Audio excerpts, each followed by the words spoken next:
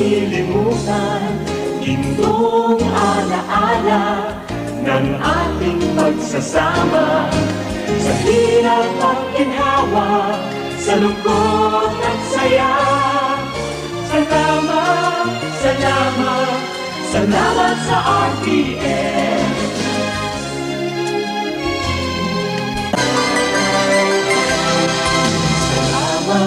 Salamat, salamat sa RPN. Hindi malilimutan ating pinagdaanan, ating pinagsamahan. Sa hirap at ginhawa, sa lungkot at saya. Information is scarce about what the president's daughter's plans really are, but the country got a glimpse of how strange Philippine politics is with pictures from the wedding of Senator Bong Revilla's daughter in Silang, Cavite, where the Davao City Mayor, former Senator Bongbong Marcos, and Senator Bato de la Rosa are all principal sponsors. Now, another major move from the presidential daughter, Sara Duterte Carpio, resigning, like we said, from her local political party, the regional party Hugpong ng Pagbabago. Now, this comes days after she withdrew her re-election bid as mayor of Davao City and just days before the deadline for the substitution of aspirants in the 2022 elections. In a handwritten letter, Mayor Duterte stated, quote, "It is with profound sadness that I tender my resignation from our beloved party. My support will always be with you, and I will always be grateful for all the things you have taught me," unquote. The Secretary General of Hugpong, Anthony Del Rosario, confirmed this, saying they are saddened by her leaving, but wishes her the best in her future plans.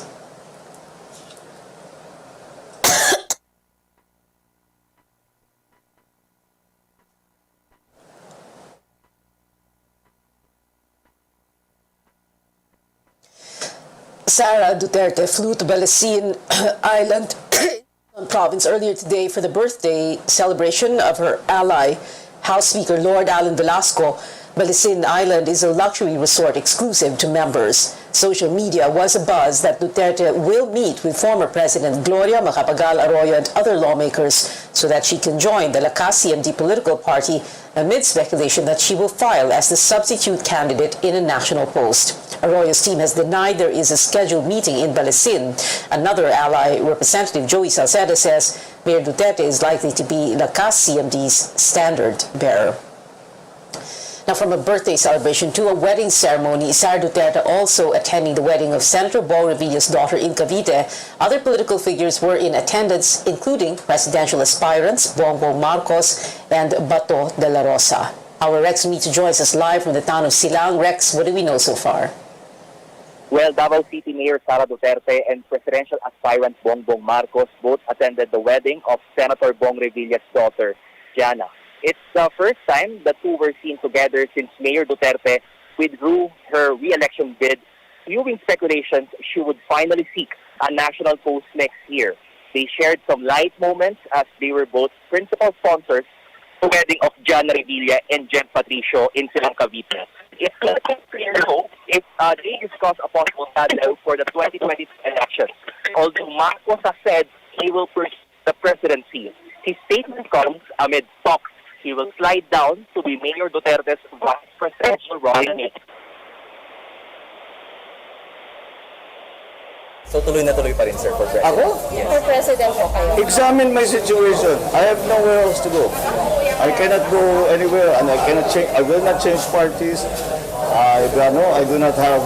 I entered this race not to play any of this substitution, play with the rules. I entered this because I thought I should run for president, and that's what I'm doing. What if Mayor Sara runs for president? Then she will run. What else can I say? Mayor Duterte already resigned from her regional party Hugpong ng Pagbabago, but she has so far refused to comment on her next step, much more on Marcos's latest statement. Mga supporters ko, and I hope na kung ano mang mga mangyari sa mga sumusunod na mga araw ay maibigay ko sa kanila kung ano yung gusto nila. Meanwhile, Lakas CMD Chair Bong Revilla says there's a possibility the mayor would join their party. But as they will still wait for her next move. Lakas CMD is led by former President Gloria Macapagal Arroyo. As for another presidential aspirant, Senator Bato de la Rosa, he did not address speculation. He will withdraw his certificate of candidacy as a standard bearer of the ruling PDP Laban Party. He says he will also wait for Mayor Duterte's next announcement and President Duterte's orders, saying he is a good soldier. But De La Rosa says he still prefers Mayor Duterte to run for president. He believes the presidential daughter is the most winnable among all presidential hopefuls.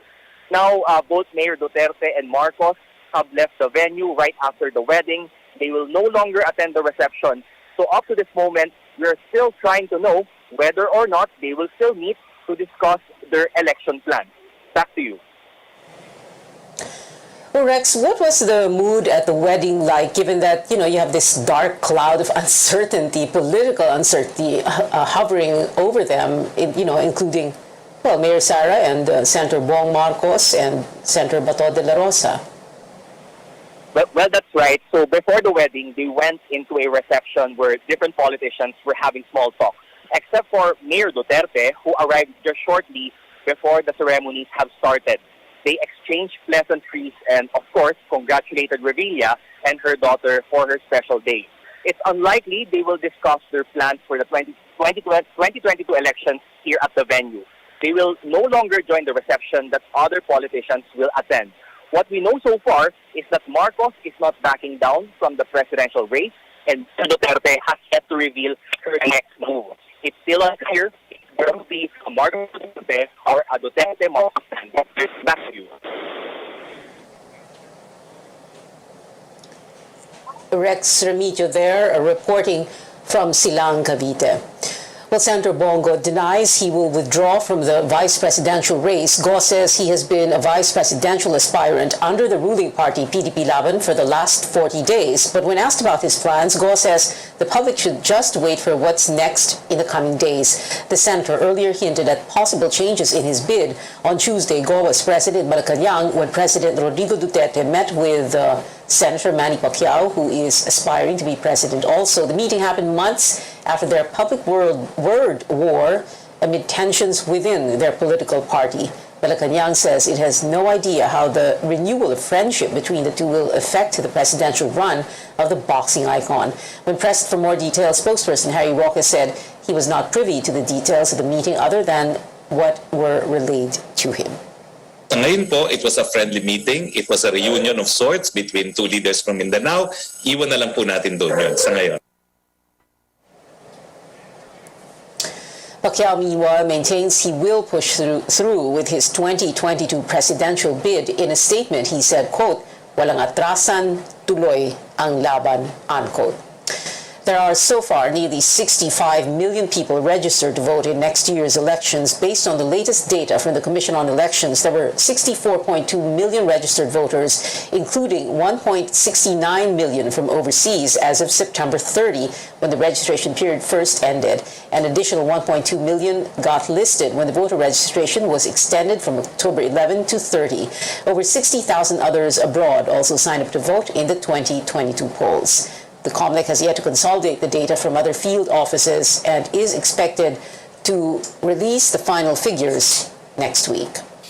Coming up on Newsnight, a presidential advisor pushes for more relaxed restrictions on travelers, but the health department says not so fast. And from a new song and acting projects to starting a company, Nadine Lustra is doing it all. Find out what's in store for fans when we return.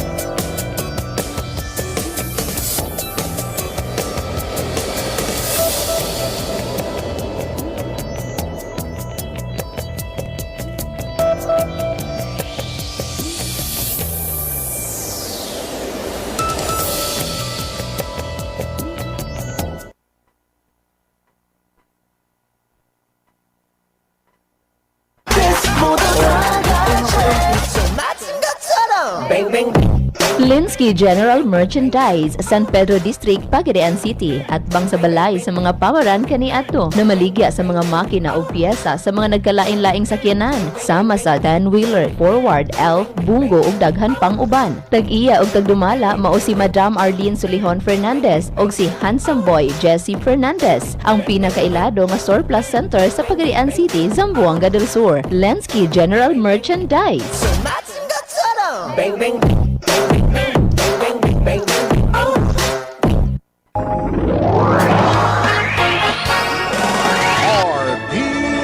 DXKP Pagadian, ang inyong Radyo Ronda. RPN Radio Philippines Network. Radio Philippines Network. Live to the world, pinaagi sa FB page. Karon, mag-download na. Pinaagi sa Google Play og Apple Store, YouTube og Twitter. Alang sa mas kipakuskan nga mga balita, komentaryo, kasayuran og kalingawan. Ang mas kipakuskan nga inyong Radyo Ronda. Member, kapisanan ng mga broadcaster ng Pilipinas. Salamat.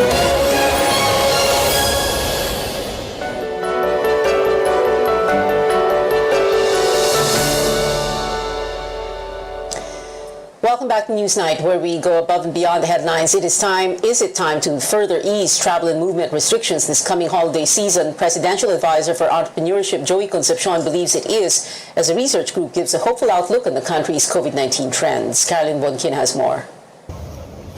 As restrictions in many provinces ease, independent research group Octa sees a Merry Christmas. Octa says the trend continues to go down, and the COVID situation in Metro Manila is now better even when compared to where it was in November last year. We are at the point where we might reach a plateauing sometime soon, or the cases might decrease further because of the continued vaccination rollout. The decrease may have slowed down a little bit. Ang COVID-19 andito pa, nakakahawa siya, nakakamatay siya. Itong mga trends na ito hindi permanente. Kung magpapabaya tayo, kung di tayo mag-iingat, maaaring mag-reverse itong mga trends na ito at tumaas ang mga kaso. If the situation continues to improve, the private sector hopes for a further de-escalation of the alert level. By December, at least December 1, we should move towards alert level 1. If, as Professor Guido has presented, cases will continue to go down and hopefully we continue to maintain it where it is. For Presidential Advisor for Entrepreneurship Joey Concepcion, there's no time to waste. Government and the private sector should take advantage of this lull in COVID spikes to vaccinate more people in the provinces. He says there would be less to worry about if more people are fully vaccinated in case of another surge. When we say, okay, cases are going up to 1,000, 2,000, let's lock down. Let's hold back. Who are those getting infected? If it's the unvaccinated, yes, then we should be concerned. But if it is the vaccinated that are getting infected, then let's not be concerned about it. Of course, there is some risk that they will land in the hospital, but a greater percentage, 70, 80% of them will just get well at home. The other pitch, reduce or remove quarantine restrictions for fully vaccinated international travelers. Instead, he's proposing a COVID test 48 hours before departure and another test upon arrival. We really should open up to balikbayans wanting to come home, eventually tourists fully vaccinated. Health Undersecretary Maria Rosario Vergeres says Filipinos should not be complacent. She reminds the public COVID is still here and there's a risk of infection when more people are out and there's less compliance to protocols. She adds, while vaccines can protect us from severe COVID and help decongest hospitals, the fully vaccinated can still get sick and infect others. The Health Department earlier warned daily active cases could go up to 52,000 if more people are on the move and will put their guards down. Carolyn Bonkin, CNN Philippines.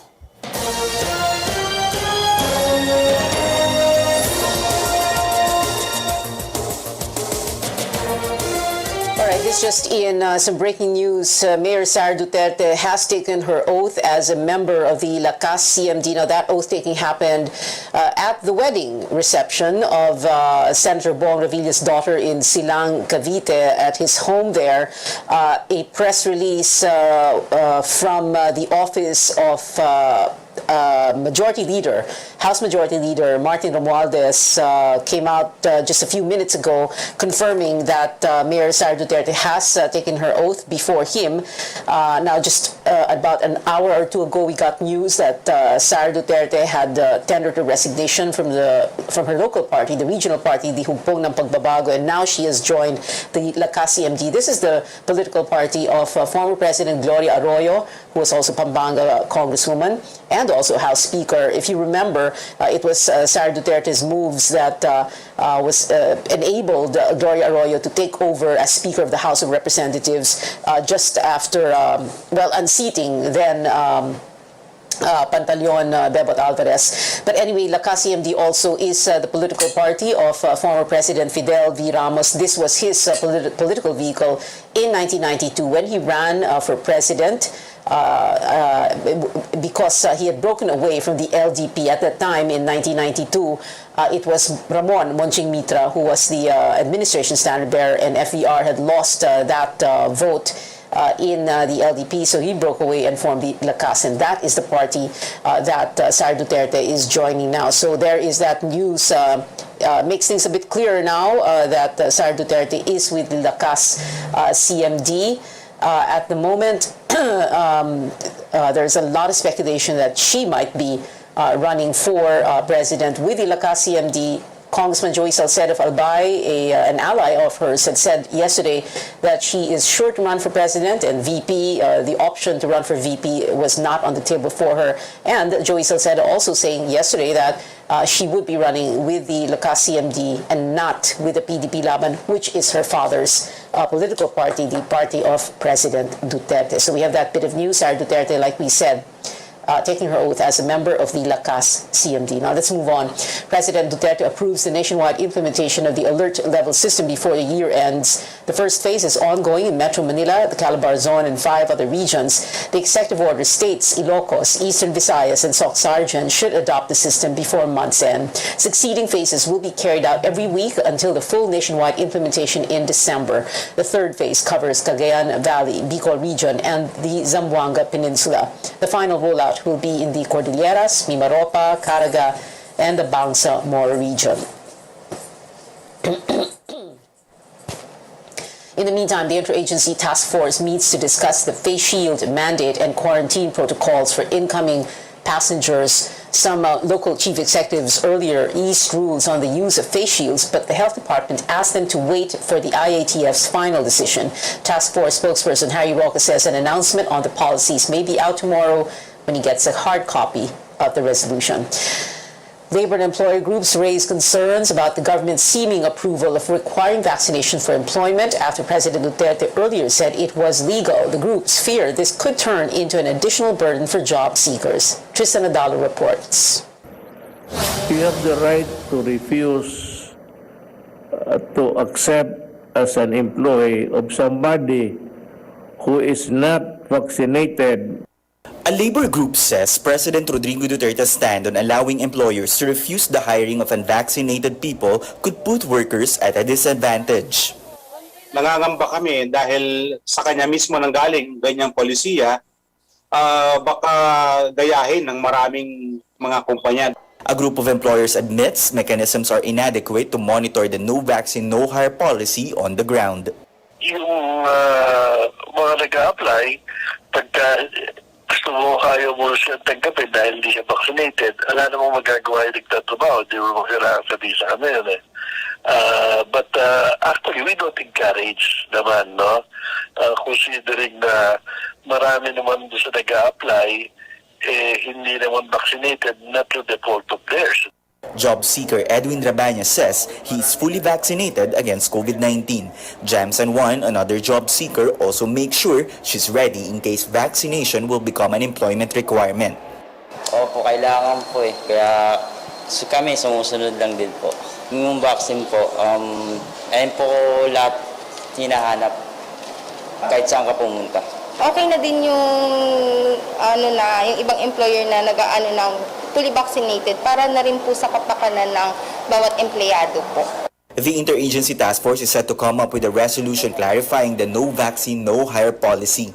Ang ating mga private sector employers ay syempre pangangalagaan din po nila yung kanilang mga existing workers who are already vaccinated. But for Justice Secretary Menardo Guevara, the law is clear that vaccination cannot be a mandatory requirement for employment. Labor and Employers Group advised the government have enough vaccines first before mandating vaccination among job applicants. They also say that there is a need to make sure that local government units have enough vaccine supply to cater to the demands of workers. They also say that vaccine hesitancy is no longer the problem, but it all boils down to equal access. Cristiano Dalo, CNN Philippines. The House panel gives the go signal on a measure seeking to suspend and reduce excise taxes on fuel products. The unnumbered substitute bill halts the higher excise tax on diesel, kerosene, and cooking gas and reduces the tax on low-octane gasoline for tricycles. The measure proposes a 6-month suspension. The excise tax on premium gasoline, meanwhile, will stay. House Ways and Means Committee Chairman Joey Salceda says taxes will be restored once fuel prices normalize. Salceda adds the House will prioritize the bill's passage, aiming to turn it over to the Senate before the month ends. Now, the Philippines vowed to step up the fight against climate change at the United Nations COP26 among the promises saving our forests in the next decade. But where is the country now in curbing deforestation? Paige Javier takes a look in this special report. Forests are vital in a tropical country like the Philippines.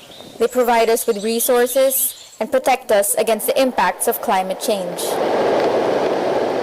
But our forests are dwindling. Data from the Environment Department shows forest cover has not grown past the average 7 million hectares in recent years. About 154,000 hectares have been lost since 2003. That's about the size of Catanduanes. At the United Nations Climate Summit, or COP26, the Philippines joined the pledge to end deforestation by 2030. But environmental groups say government needs to walk the talk. So now that there's attention on deforestation, hopefully this translates into something more real when it comes to enforcement and management. The country does have forest protection laws, but advocates flag the gaps in their implementation. We do have enough forest protection and laws. The problem is really the enforcement. And so better enforcement of the law would help end deforestation. The government launched the National Greening Program, or NGP, in 2011. A massive reforestation project designed to plant 1.5 billion trees in 1.5 million hectares in 6 years. The 2019 Commission on Audit report said the growth was marginal. From 2010 to 2015, forest cover increased by 177,000 hectares, way below the target. Groups also questioned the low survival rate of the new trees. If you use indigenous species, obviously the survival of the tree will be much better.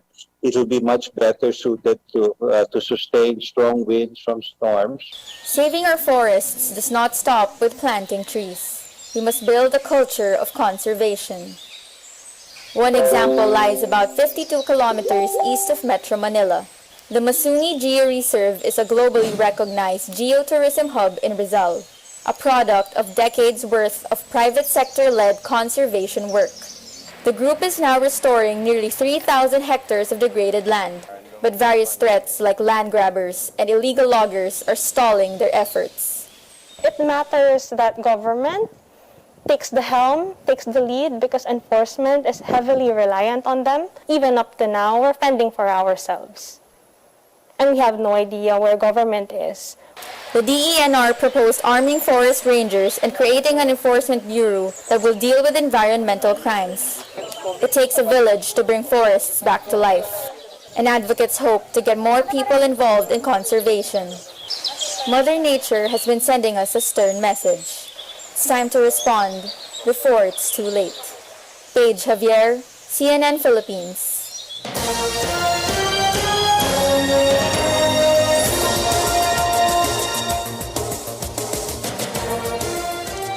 Now, this breaking news just in Malacanang has announced the appointment of one more commissioner for the Commission on Elections.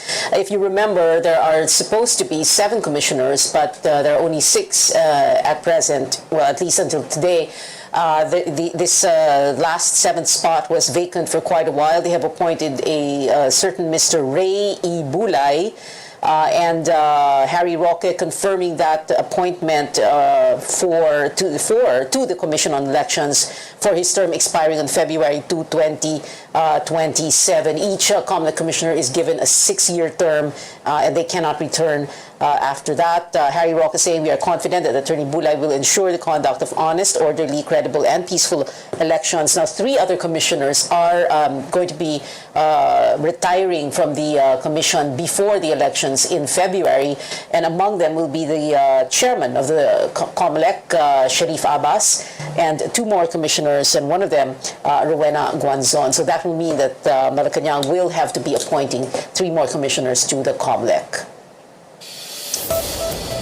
In the meantime, straight ahead on Newsnight, Nadine Lustre is partnering with Liza Soberano on a new project, not for the big screen, but for an important advocacy. And it seems everyone, including a New York landmark, is hyped up for Taylor Swift's next release. Details after the break.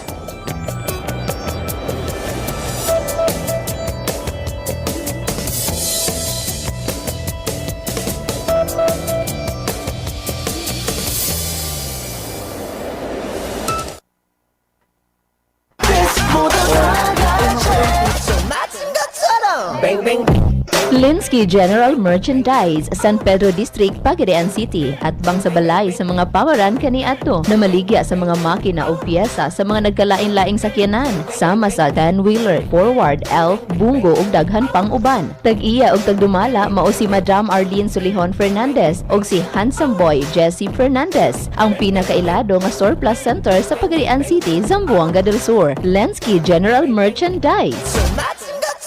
Bang, bang.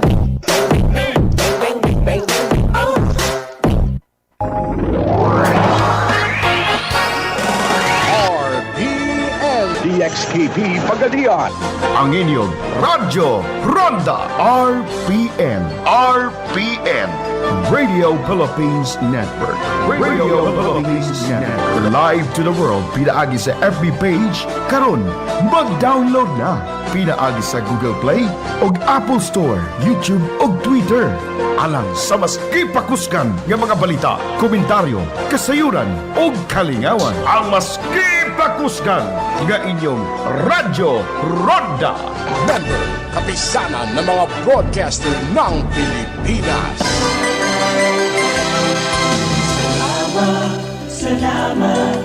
Salamat sa RPN. Hindi malilimutan.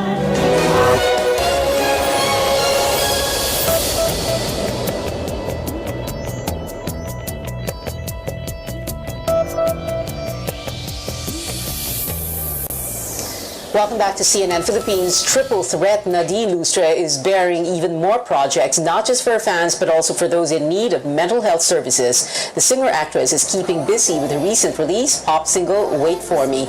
But as she told CNN Philippines earlier today, Lustre has more up her sleeves with thriller Greed in production. And alongside other celebrities, the 28-year-old has a new business that's right up her lane as a mental health advocate. Something that I haven't really done before. Very interesting script story. Well, the title is Greed, so it's a thriller film. It's that kind of film that will make you think afterwards. You know, it the kind of film that kind of lives rent free in your head after watching it, and you kind of just wanna watch it again. So I'm working on this company called Mind You. It's with Yasi Pressman and Liza Soberano. It's a platform that will make therapists or psychologists, psychiatrists easier to, access, and making it much more cheaper. Now, in the interview, the star also talked about plans to move to Siargao Island in Surigao del Norte, a place that has helped with her mental wellness. Swifties are also gearing up for an exciting return. One of Taylor Swift's award-winning albums is getting re-released tomorrow. Red Taylor's version includes 30 tracks. Among these is a duet with Ed Sheeran and a much-awaited 10-minute version of All Too Well. Taylor Fever has also reached the Empire State Building in New York, which, as you can see, lit up in red in anticipation of the album's arrival. Swift is re-recording her previous albums to gain control over her discography after her songs were sold to another music producer without her consent. It is 44 days before Christmas, and that is it for tonight. Join me again on News.ph at 7 p.m. I'm Pia Ontiveros for Newsnight, where we go above and beyond the headlines.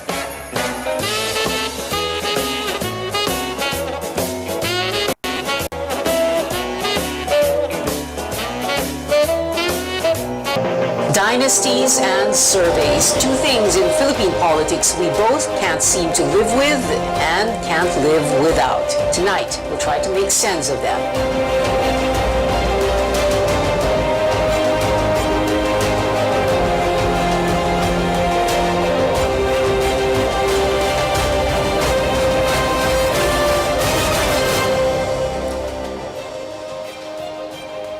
Good evening, I'm Pia Ontiveros. Welcome to your weekly political appointment fix, politics as usual.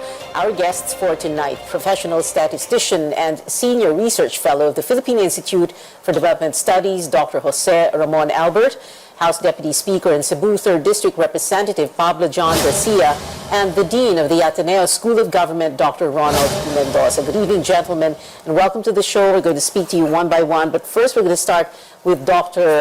Jose Ramon Toots Albert. And the question here, the big question tonight is how reliable are surveys? Dr. Albert, of course, one of the country's, like we said, top statisticians, a former Benedictine monk, and a cancer survivor. Dr. Albert, I first listened to you, a talk of yours in the Jaime Ongpin annual memorial lecture about a week or so ago, and I thought it was a very definitive guide to surveys.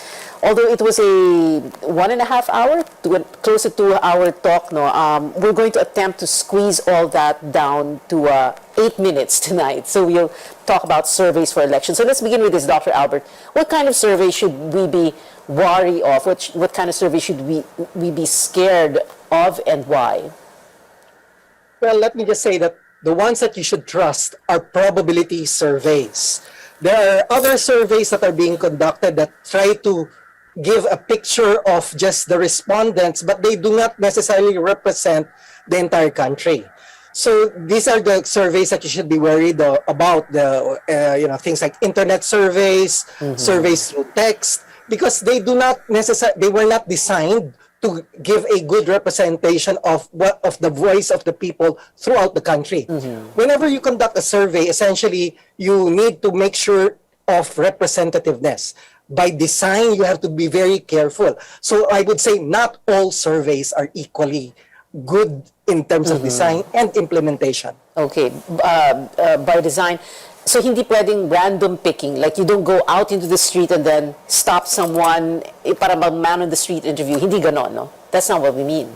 Well, yeah, the thing is, when you're doing that, when you say you're randomly picking on man on the street, the question there is, how sure are you that you're really doing something random, or you think it's random, but it's actually not? What you need to really do is have a protocol to actually select the respondents so that each respondent represents a certain group of people throughout the country. Unless you're able to do that, then I'm sorry to say that whatever results will just be representing the ones that you actually who responded to your survey, but they do not necessarily give a picture of what's really happening in the country. Okay, what about Google Trends or, social media, the number of likes or retweets on Twitter, the number of shares or likes or loves on Facebook or Instagram, for example?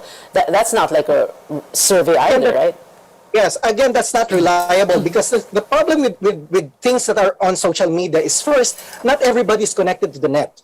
Second is, even if you think of Google, let's say you're trying to look at Google Trends, the problem there is that not everybody even knows how to Google, even if you're on the net. So you are, again, not getting a good reading of the entire country. You're missing out on, that's called a coverage error. You're missing out on the people who are not the people who know. All right, we have a little bit of a problem with. Okay, you're back, Dr. Toots Albert. Okay, Dr. Albert, I wanted to ask you. Let's define surveys, no, and then we're going to show, and that's why I referred to your talk at the JVO Annual Memorial Lecture, because we're going to use a lot from your PowerPoint presentation there. Let's define surveys first. Yeah, well, a survey is supposed to be a way by which you collect data on a target population. The thing is, when you're doing a survey, you need to make sure that you're estimating, let's say, a percentage in the entire population. So you have to design it very carefully so that your respondents, the ones that that are part of your survey, will actually be representing a larger group of people in the population. Okay, and can you tell us what the uses are? Because, you know, usually people think survey, pang election lang yan, no? We just, so that we can know kung sino nangunguna sa presidential race, for example. Hindi lang pang ganun, ano? Yeah, well, the thing is, we always connote surveys with opinion polls, but actually there are a lot of surveys. Even government conducts surveys to get, for instance, a reading of the economic performance, to find out the inflation. So there are regular surveys conducted by government and by the private sector, and even the usual the usual outfits that you consider doing the opinion polls, they actually collect much more than just voter sentiment. They will also collect other things like, for instance, hunger statistics being collected by SWS, among other things. The PITIC survey ng gobyerno, halimbawa? The what? Sorry? PITIC, you said? During that lecture? Yes. The thing is, yes, exactly. So there are surveys that try to measure in government what's known as PITIC, presyo, trabaho, kita. So presyo means prices for getting information on inflation, trabaho, jobs, and kita. Trabaho, this is usually done again by a government agency called the Philippine Statistics Authority that does the labor force survey regularly. It used to do it every quarter, but now they're doing it on a monthly basis. And so with kita, when you think of income, there might be a way for you to think of national income from the GDP, the gross domestic product, but that uses various types of data sources. Surveys are used, but also administrative data, among other things. I wonder how fast we can go through this question, Dr. Albert. What are the pros and cons, the good and bad of surveys? Well, the thing is, if they're designed well, they can be able to give you very good information on what you're trying to get a picture of. For instance, whether it's the economy, whether it's voter sentiment, whether it's poverty, hunger, name it, you know, because the thing is, we cannot always do a census. You cannot always wait until election day to figure out who's going to win. You need to get a sense, just like even going, for instance, to the hospital. You don't need to extract all your blood to determine if you're okay or not, you know.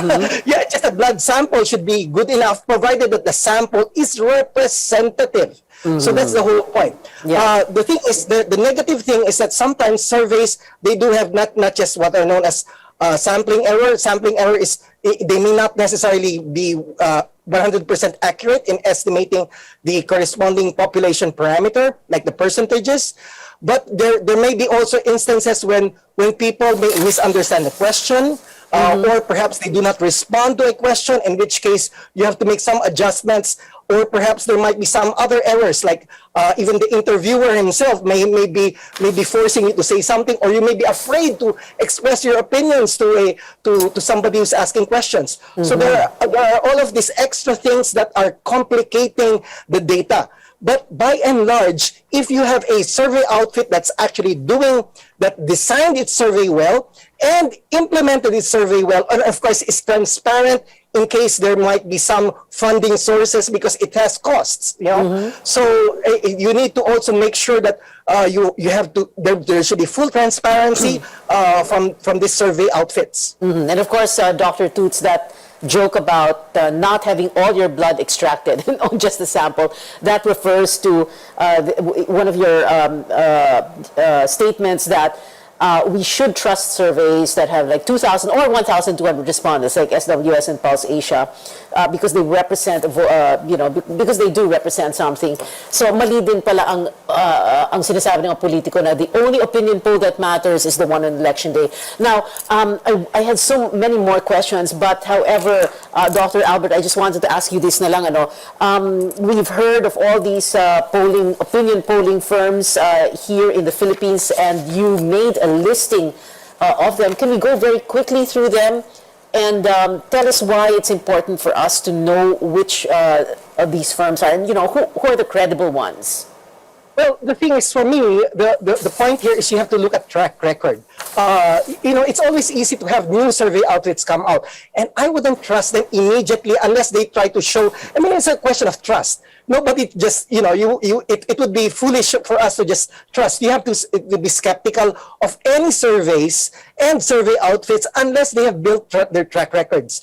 So far, there have been two institutions, SWS and Pulse Asia, personally, that I would trust because they have shown very good track records. If you think of even the voting sentiment, people, the estimates of the proportion who will vote for a candidate tends to wobble. But towards the end, as it approaches election day, especially a month before election day, these two survey outfits have shown historically that they can do a very good job at estimating the actual percentages of people who will vote for candidates, so they can actually see not just for vice president, even vice president, and even the senators. I've studied them very carefully. And, if you're interested, you can Google the lecture that you were referring to. Yeah, well, we do have a slide on that, slide number 40. You find the election surveys versus the actual votes, and it shows how close Pulse Asia and SWS are. But anyway, Dr. Albert, I want to say thank you very much for joining us. But of course, when you say yung Pulse Asia and SWS trusted, paano na yung siyam na iba pa?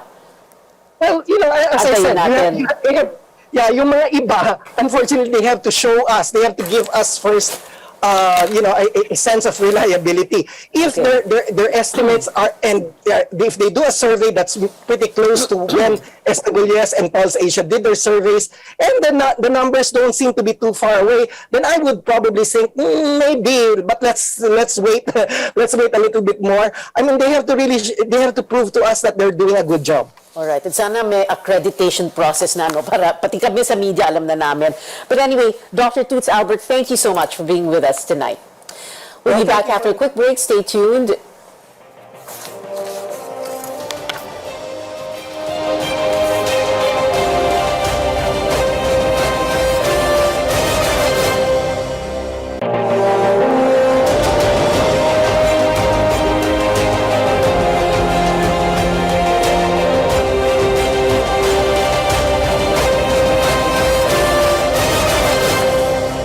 Welcome back. This is Politics as Usual. From surveys, let's talk about political dynasties. Our second guest tonight comes from a well-known political clan in Cebu Province, House Deputy Speaker Pablo John Garcia. And disclosure, my college batchmate at the Ateneo. Hi, Congressman PJ Garcia. Thank you very much for being with us.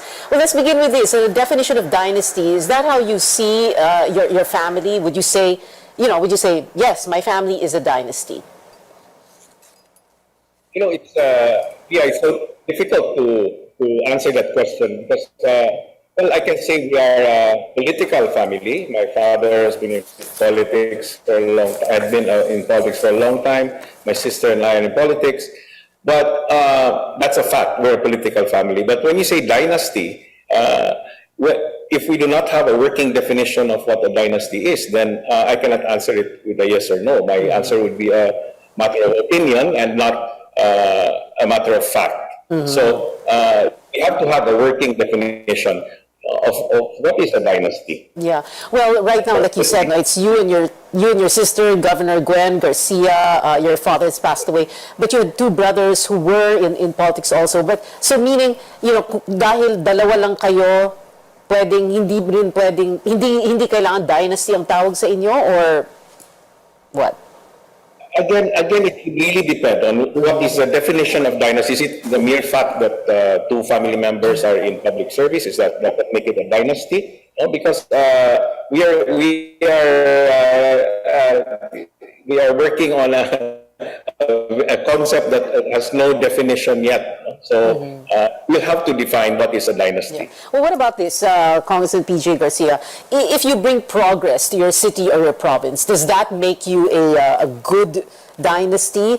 And if that is the case, so then what would constitute a bad dynasty? You know, a family that does not bring progress to its city or province? Well, I think it goes back to the question of whether you are a good public servant or not. I think dynasty would be a difficult concept to work with, no? And the fact that you say that there are good dynasties and there may be bad dynasties, then I think we should let the electorate decide which public servants are good and which public servants are bad. So it would be difficult to come up with a blanket prohibition of dynasties even if it were possible to define what a political dynasty is. Yeah. Well, in the next segment of the show, we're going to have a guest, Dean Ron Mendoza of the Ateneo School of Government, who will be trying his best to define dynasties. And then I'm going to ask you, PJ, to respond to that. But let's go on. Why is there this fixation or focus on families when it comes to politics? Is it because all politics is local, and in local politics, it's the family that really runs things? I think it is a natural consequence of the fact that, yes, even when you're starting out a political career, you first start with your family, and then we expand, no? And we try to cultivate extended families for your political machinery. No? So I think it is a natural consequence of how politics is here in our country. Article 2, Section 26 of the 1987 Constitution says, and we quote, "The state shall guarantee equal access to opportunities for public service and prohibit political dynasties as may be defined by law," unquote. I've covered the House of Representatives. I covered your dad a long time ago, and no way, I think, in heaven or hell will an anti-political dynasty measure ever get passed. Now, the question is that a fair and accurate statement? And the corollary question is, how can you legislate this prohibition against political dynasties without violating, as you believe, constitutional principles like equal protection?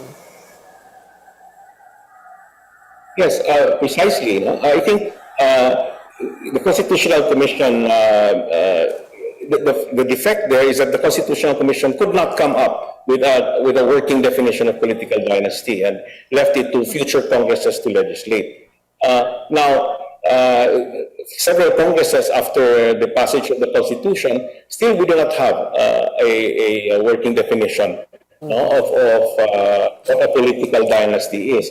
And it's not only because, as perceived, members of the Congress mostly come from political families, but there is really a very practical difficulty in legislating and banning political dynasties without violating certain constitutional principles. Yeah. For example, for a House member, the Constitution expressly provides for the qualifications and disqualifications. Can a law add to the qualifications and disqualifications under the Constitution? Yeah. Second, wouldn't it violate equal protection? Thus, my being a member of a political family, disqualify me, therefore, from entering politics or public service. Yun nga ang problema sa as may be defined by law, yun tuloy hindi na define. So, itong, the question, like you said, and like we all have noticed, and I did my own counting for every Congress. I would count the number of representatives who are members of political families, and easily 2/3, 3/4 at most ang miyembro ng political family. So can we really do away with political families? And I have a feeling, just by the look on your face, you're going to say no. But also, I wanted to ask, and pahabol na ito, because today, just today, Sara Duterte withdrew her certificate of candidacy, COC for re-election as city mayor of Davao. And of course, there's a lot of speculation about that. She's going to go for higher office. Is it going to be BBM Sara, Sara BBM? And then, therefore, the question here is the Garcias of Cebu, the political family, the Garcia political family of Cebu, or Garcia political dynasty of Cebu. Where are you going to be placing your bets for 2022?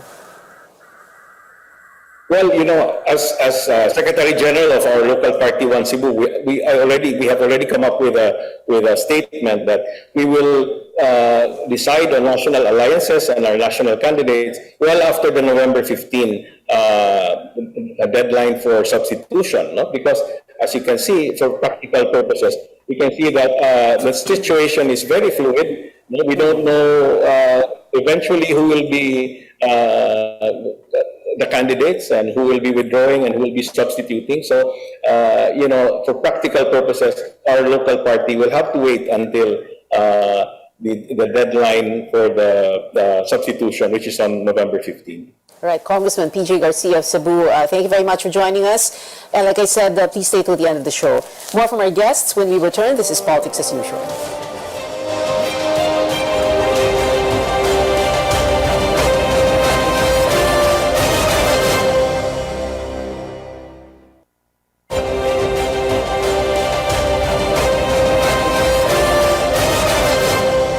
We're on our final stretch. This is Politics as Usual. Our third guest for tonight is the Dean of the Ateneo School of Government, Dr. Ronald Mendoza. Good evening, Dean Ron. Thank you very much for being with us. Is there such a thing as a good dynasty and a bad dynasty? Or they're all bad? Or as long as they don't field so many people, so many relatives in one election, good sila or whatever. At the same time, and we're going to be showing slides from your own PowerPoint presentation about dynasties. Talk to us about this definition that you want to present, Fat dynasties and thin dynasties. Sorry, ang daming tanong in one question. Where to start? First of all, thank you very much, Pia, for the kind invitation. And permit me to speak in Taglish, so hopefully to communicate better to our people. Alam nyo kasi, yung tanong nung good or bad ba yung dynasty, medyo nakakatawa yung tanong na yan para sa akin kasi matagal nang tinatanong yan, paano ba tayo napunta dito sa kailangan patunayan ng mga academic na bad yung dynasty para sa sistema natin, when in fact the framers of our constitution called for the creation of a law to define dynasties as part of the reform that was supposed to have been pushed as part of our democratic governance. Yeah. So the failure of our Congresses to deliver on that law and that definition is the starting point of our conversation. It is supposed to be called for in the Constitution, and they have not actually acted on it. But you could also expect them to legislate against themselves, hindi ba? Like I was saying kanina, 2/3, 3/4 of any one Congress is political families. Exactly. And so it boils down, Pia, to us academics and independent thinkers being forced to make the case again to this nation and to our leaders na nakakasama tong dynastic leadership pattern sa ating demokrasya. At merong ebidensya na yan nga ang nangyayari. Habang dumadami ang fat dynasty, dinefine namin yan as those political clans with 2 and above family members.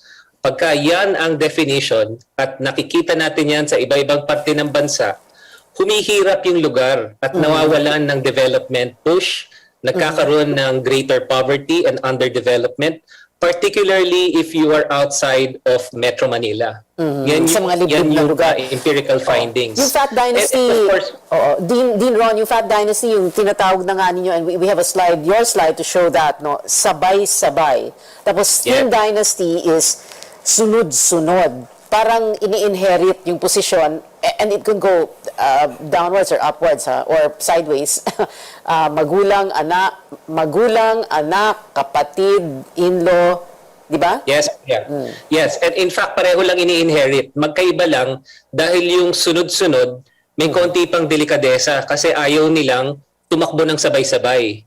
So ang ginagawa nila, orderly, nagsusunod-sunod lang sila. Si lolo, si anak, si apo, hindi sila nagsasabay-sabay. Ngayon, sa ibang lugar, sabay-sabay na yung magkapatid, mag-ama, mag-ina, mag-asawa, nagkakaroon tuloy ng fat dynasty, and that is the definition and pattern that is most associated with poverty and underdevelopment. Talagang pag nagsabay-sabay, nagkakaroon ng weaker checks and balances ang local government at nagkakaroon ng impunity, corruption, even violence, and definitely underdevelopment ang nangyayari. Dean, Ron, you have this table, no? Fat Dynasty percentage of total officials in province 2019, and the number one province here is Maguindanao, 50.54%, ranked 1. Yes, and it's important to point out na hindi lang nasa south yan. Meron din tayo mga fat dynasty sa north at sa Visayas. Ilocos North is here, ranked 10. Cavite, ranked 14. La Union, ranked 17. Yes. Maraming halimbawa, Pia, at nakikita natin that it has nothing to do with the Muslim South or that particular characteristic. In fact, meron ding mga halimbawa sa North, sa Visayas. Basta nagkaroon ng sabay-sabay na panunungkulan, napakahirap ng isipin na magkakaroon ng accountability. Una, kasi wala nang checks and balances. Magkakasabay na kayo makapangyarihan eh. Sino pa magsusuheto sa inyo kung mali yung ginagawa ninyo? So usually, yung mga fat dynasty associated with corruption and impunity and underdevelopment. Yan ang nakikitang pattern. Pangalawa, pagka hindi na pinagpipilian natin, dapat sana yung matino at mahusay, pero ang pinagpipilian na lang, iilang pamilya. So napakahirap isipin na pumipili pa tayo ng mahusay at matinong pinuno who are capable of responding to the challenges, the deep challenges that we are facing as a nation, particularly now in a pandemic situation. Dapat sana yung pinakamahusay, pinakamatino, pinaka-may kakayahan, pinaka-may integridad. Pero hindi yan ang paraan natin ng pagpili. Ang pagpili natin, yung mga makapangyarihang pamilya, sila-sila ang nagpipilian kung sino sa kanila tatakbo. Pero meron din namang mahusay sa mga political families. But also, you know what, ubus na oras natin. So ang pattern natin, mag-OT na naman tayo. And I wanted to ask PJ, and I asked him to stay pa naman to the end of the show. PJ, you want to say something? Pero 10 seconds. 10? 9?